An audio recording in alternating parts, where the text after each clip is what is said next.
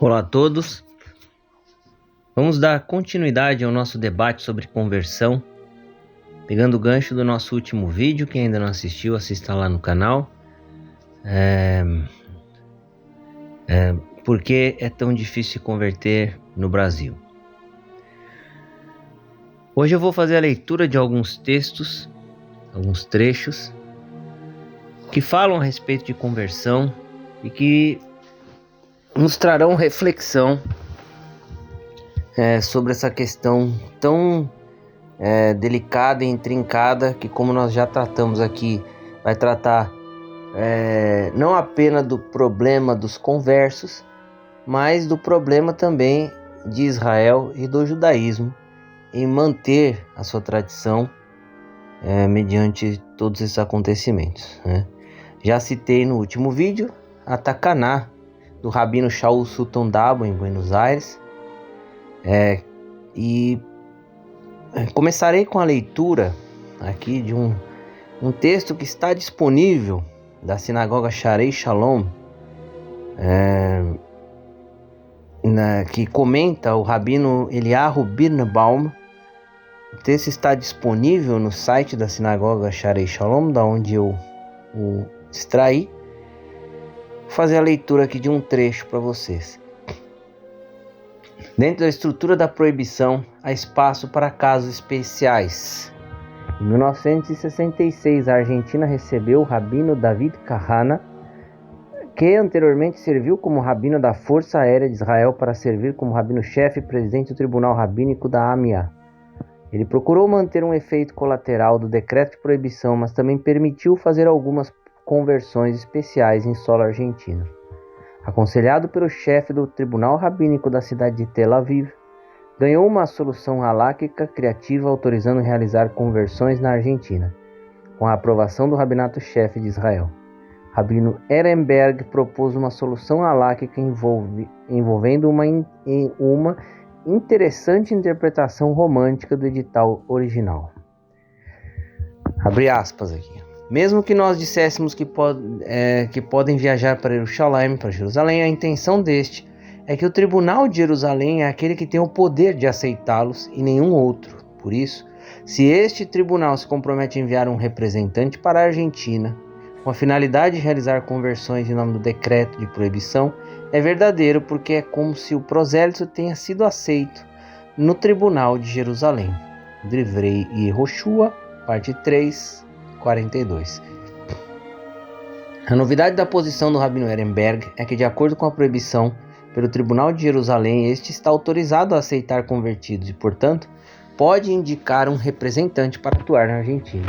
Portanto, pode ser convertido em território argentino com o endosso do Tribunal de Jerusalém. Ao longo dos anos, o decreto proibitivo passou por uma segunda etapa. Entre as comunidades nativas de Alepo, foi acordado em 1935 como resultado de que a proibição de aceitar inconvertidos para as comunidades nos Estados Unidos e no México, e assim eles colocarem em vigor todas as comunidades sírias. Este é o texto da proibição das comunidades sírias. Abre aspas. Tomamos a iniciativa de fazer um cerco de proteção à santidade pela autoridade que nos foi concedida pela Sagrada Torá, e pela qual qualquer filho ou filha de Israel é proibido de se misturar com não-judeus e não autorizados a fazê-los através da conversão, e nenhum tribunal rabínico das comunidades sírias na América do Norte é permitido converter um gentil que deseja se casar com filho ou filha de Israel. Então nós vemos aqui, principalmente pelo Rabino Ehrenberg, é isso aqui que eu queria salientar, onde num texto, como eu citei, da sinagoga Sharei Shalom, o Rabino Birnbaum vai comentar a Takaná da Argentina, que afetou o Brasil e a América Latina. Então nós vemos que um representante do Tribunal de Jerusalém, na opinião do Rabino Birnbaum, baseado em Ehrenberg, ele teria então autoridade para converter, uma vez que seria a mesma coisa que a pessoa ir a Jerusalém, seria um membro do tribunal imbuído desta missão, chegar ao país, por exemplo, a Argentina, onde a Takaná foi promulgada, e assim validar a conversão. Então proporei também a leitura de alguns textos que vão nos mostrar a essência da conversão. A começar, aqui eu gostaria de um texto de Problemas Haláquicos Modernos Contemporâneos, parte 1, capítulo 7, verso 85. Essa parte eu gostaria que os ouvintes tivessem muita atenção. O Rabino Goren argumenta que não há evidência de que uma cerimônia de conversão tenha de fato ocorrido. O Rabino Zolt argumenta que se uma pessoa se identifica como um judeu, se comporta como um judeu e é aceita como tal, nenhuma evidência adicional é necessária. É um princípio halakhico estabelecido que a conduta geral e o comportamento de um indivíduo são suficientes. Evidências presumíveis com relação à determinação de questões de status pessoal. Assim, por exemplo, o comportamento que manifesta a solicitude maternal e a resposta filial entre uma mulher e um bebê é suficiente para estabelecer que existe uma relação mãe-filho entre os dois. No que diz respeito à conversão, o Rambam, Maimônides, em Isurei Biá, 13:9, declara, abre aspas, similarmente um prosélito que se comunica de acordo com os caminhos de Israel e pratica todos os mandamentos é considerado um justo convertido. O Rabino Goren cita numerosas autoridades em um esforço para estabelecer que a conduta e o comportamento não são insuficientes para estabelecer a presunção de conversão, particularmente quando o indivíduo envolvido é incapaz de identificar os rabinos que realizaram a conversão. Por outro lado, o Razon Ish, Yoredea 158, 6-9, afirma inequivocamente que o comportamento como um judeu, que se estende por um período de 30 dias, é suficiente em si para estabelecer a identidade como um judeu, e não requer mais provas ou declaração por parte do convertido. Então, essa grande obra halakhica, os problemas haláquicos modernos, no século XIX, ali, que tem presença de rabinos da mais alta estirpe ortodoxa, ela vem estabelecer que o comportamento de acordo com as leis judaicas, ou seja, a pessoa que obedece a Halakha, que anda de acordo com os caminhos do judaísmo, que fala, como o Rambam cita aqui, de acordo com o judaísmo, vai ser reforçado por autoridades de peso, como o Razon Ish, né, de que a identidade ela não requer mais provas ou declaração por parte. Então, é uma coisa que eu falo muito às pessoas, inclusive deixei subentendido no outro vídeo, né? Se você é um judeu, comporte-se como um judeu. Outras passagens que vão mostrar para nós o caráter, né, está no Tratado de Gerim. Primeiro que reforça a opinião aí da Takaná, né, o tratado, lembrando que o Tratado de Gerim, ele é uma tradição dos Tanaim, da época dos Tanaim, assim, do 1º ao 3º século, uma obra composta aí juntamente com a Mishnah. Diz o seguinte, primeira parte: qualquer um que diga sou um prosélito da terra de Israel é imediatamente aceito. Se for de fora da terra de Israel, ele não é aceito, até que tenha testemunhas ao seu lado.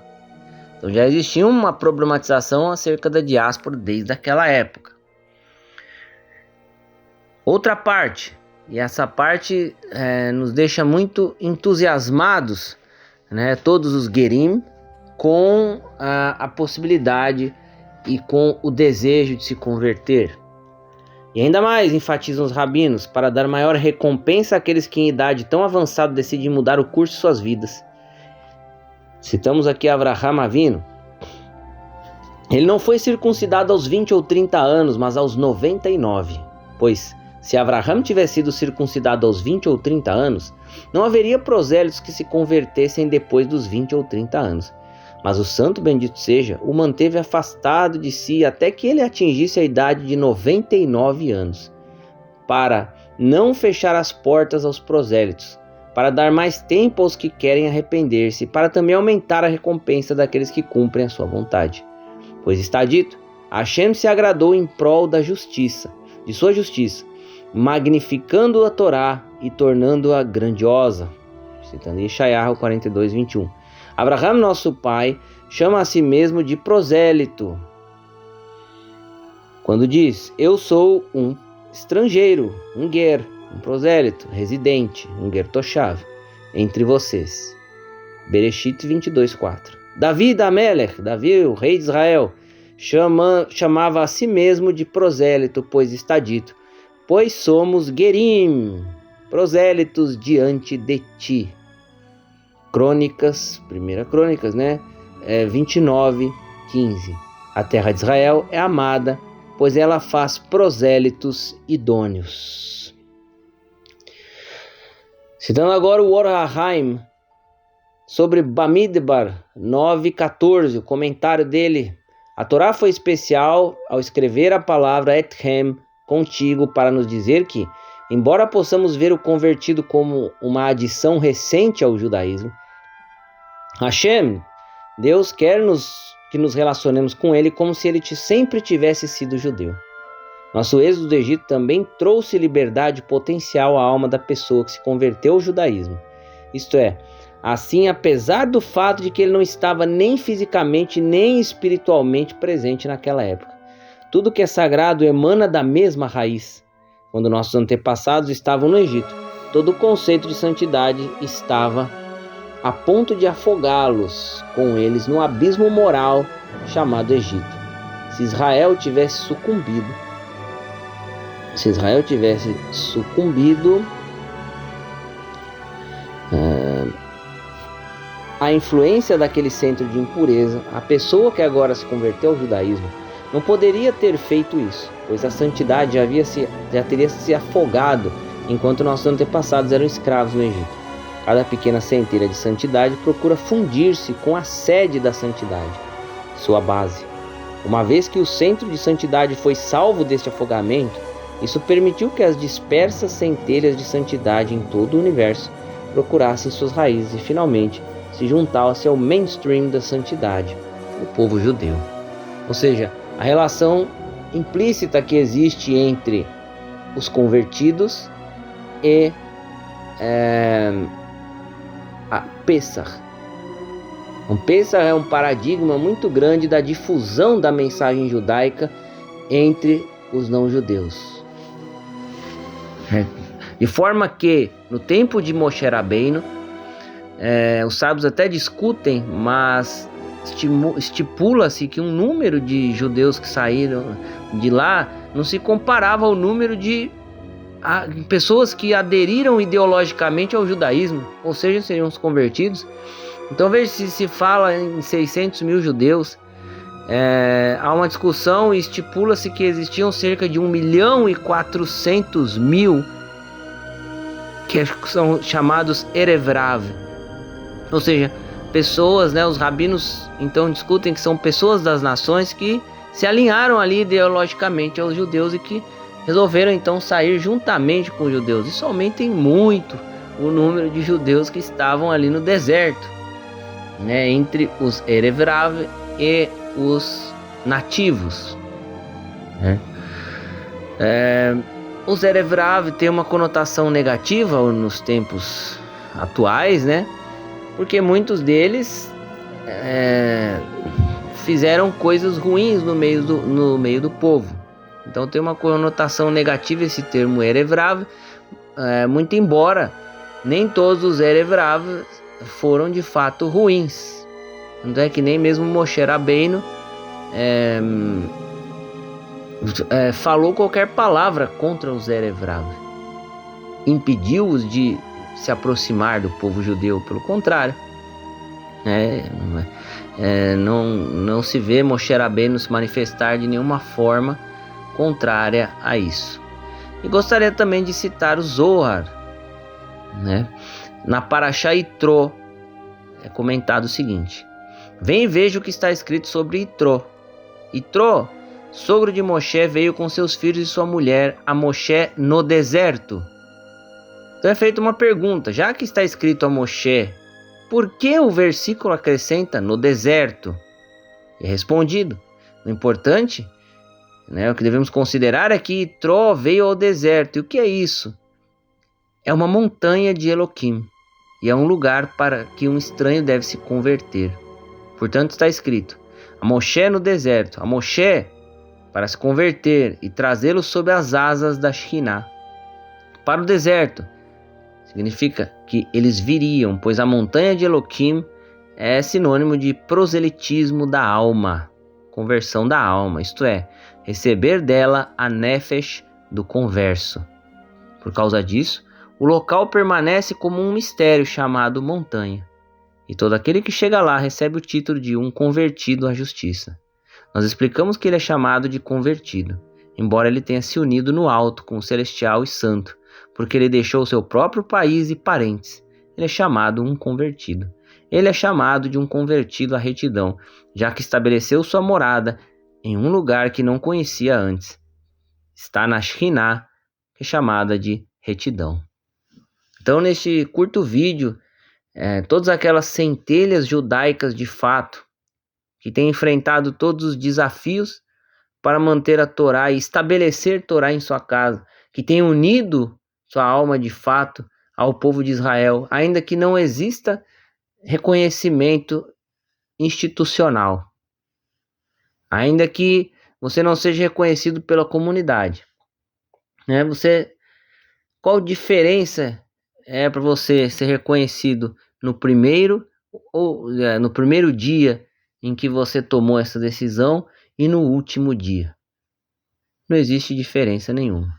A diferença está, e o que deve ser considerado, é se sua conversão é de fato legítima. O que significa, como nós analisamos aqui, se sua conduta tem sido realmente judaica.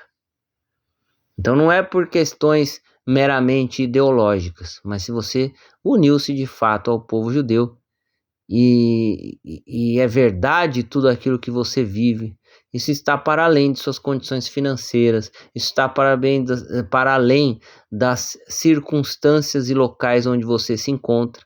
Você tem que manter isso por todos os dias da sua vida.